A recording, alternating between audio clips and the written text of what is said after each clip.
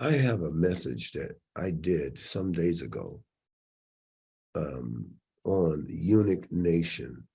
It's on. I really sad, and I think that they weren't offended. I don't think I got any bad letters from it. No, um, gay, homosexual, trans, those are misnomers, if you know that term. The point is not only, I mean, for mankind alive with mankind as womankind, it's an abomination. Yes, but okay, so the Bible tells you what not to do, but it also tells you what to do. What I'm telling you is the people that call themselves gay are not gay at all. They actually are eunuchs. eunuchs. The three Hebrew boys and Daniel, they were eunuchs, but you can go through the Bible and see eunuchs. And they have to look. The issue is nobody's told them. They have to consecrate themselves over to the call of God of their life. And it's not about sex. So look, so this definition of consecrate actually means to declare something as sacred. It means dedicated to divine purpose. Solemnly declare it set aside for a sacred service or goal. Listen, I can tell you that communion is a consecration service. When you do that, there's something special that's happening to you. When you do something where you're giving all to God, God isn't neutral about it. There's something about you that is more comfortable giving way to God than doing something that is offered in our culture today. It can never satisfy you. Whatever is offered in this world is temporary. Whatever is offered from heaven is permanent. You are too amazing to be valued by something that's going to be burned up at the end of life. When that trumpet sounds and Jesus is sent, it says, Peter talks about it, he says the elements are going to be burned with perfect heat, the fire, everything's going to be burned. The fire is only going to show what level you are. And that's what we have here in verse 5 again in 1 Chronicles 29.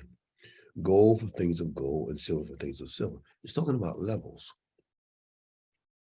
In other words, there are different things you can do with gold than what you can do with silver. The value of them is different. You see that? Now, that is also said in 1 Corinthians 3, that same kind of comparative insight using metal objects to talk about spiritual realities. And what David said, and I think probably all of us should get a hold of this, to know that there's a level to the work you're doing. Now, I'm saying to you, and I mean, you may not have had it said to you like this before. I'm saying to you, you're top shelf. I mean, if you were every day, I'm talking about like, if you were just like mediocre and you weren't like the amazement that God made, then God didn't make you. God does not know how to do average. Now, what may have happened is you don't know how amazing you are. And so therefore you don't live up to the standard of it. See, even on things like that, it takes consecration for you to understand how amazing you are. Old school news people, all of them, from what I understand, like I say, I don't remember exactly, but I think I'm really right on it, were Democrats. They were liberals. You never could tell it when they gave the news. They did not opinion shape. They reported what happened. The people today, they're influenced by politics. They try to convince you of a point. And shameful, because now our culture is so like disrupted, I can say almost corrupted, that we don't know who to believe at all.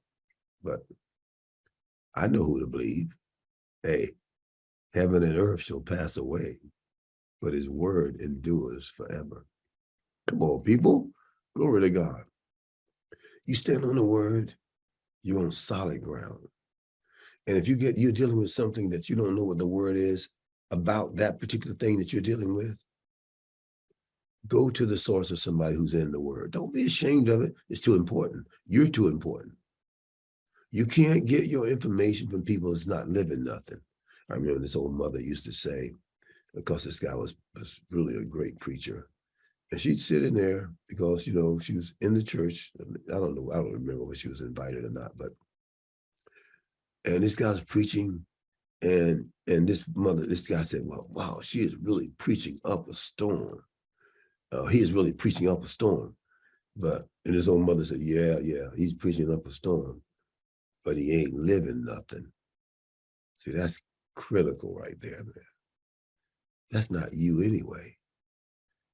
You're not committed to Jesus to live mediocre. You gotta work at mediocrity. To be amazing, you just gotta yield to it. Yield to the thoughts of those things I declared over you were in the Bible. And that's the power of God that's working in you right now. You receive a prophet in the name of a prophet, you receive a prophet's reward. There's some stuff working in you right now. You got to receive it. Not just about money. Money ain't worthy of you. I remember preaching over there at Creflo Dollars, and I threw down a gold coup rod, and people asked me when I did it on a golf course. They asked me, what is it worth? I said, ball mark. He says, that real gold cougar rod? I said, yeah. So how much is it worth? I said, it's a ball mark. They said, but it's a 1 ounce gold cougar rod. They were trying to make that coin be measured in economic terms. I determined the destiny of that coin. That coin did not put value to me. It didn't make itself. A man made it. Do you understand the point, though? I've said that point over there to you before, but I want to say it. You are the great value in creation itself.